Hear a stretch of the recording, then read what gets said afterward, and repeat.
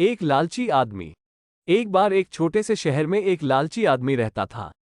वो बहुत ही धनी था, लेकिन इसके बावजूद भी उसकी लालच का कोई अंत नहीं था। उसे सोना और कीमती वस्तुएं काफी प्रिय थीं। लेकिन एक बात जरूर थी कि वो अपनी बेटी को किसी भी चीज से ज्यादा प्यार करता था। एक दिन उसे एक परी दिखाई दी। जब वो उसके पास आया तो उसने देखा कि पेड़ की कुछ शाखाओं में परी के बाल फंस गए थे। उसने उसकी मदद की और परी उन शाखाओं से आजाद हो गई।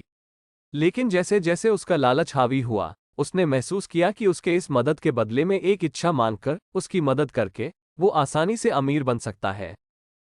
ये सुनकर परी ने उसे एक इच्छा की पूर्ति करने का मौका भी दिया।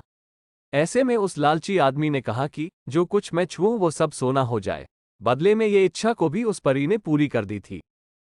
जब उसकी इच्छा पूर्ण हो गई, तब वो लालची आदमी अपनी पत्नी और बेटी को अपनी इच्छा के बारे में बताने के लिए घर भागा। उसने हर समय पत्थरों और कंकड़ को छूते हुए और उन्हें सोने में परिवर्तित होते देखा, जिसे देखकर वो बहुत ही खुश भी हुआ। घर पहुंचते ही उसकी बेटी उसका अभिवादन करने के लिए दौड़ी। जैसे ही वो उसे अपनी बाहों में लेने के लिए नीचे झुका, वो एक सोने की मूर्ति में बदल गई। ये पूरी घटना अपने सामने देखते ही उसे अपनी गलती का एहसास हुआ। वो काफी जोर से रोने लगा और अपनी बेटी को वापस लाने की कोशिश करने लगा। उसने परी को खोजने की काफी कोशिश करी, लेकिन वो उसे कहीं पर भी नहीं मिली। उसे अपनी मूर्खता का एहसास हुआ, लेकिन अब तक काफी देर हो गई थी।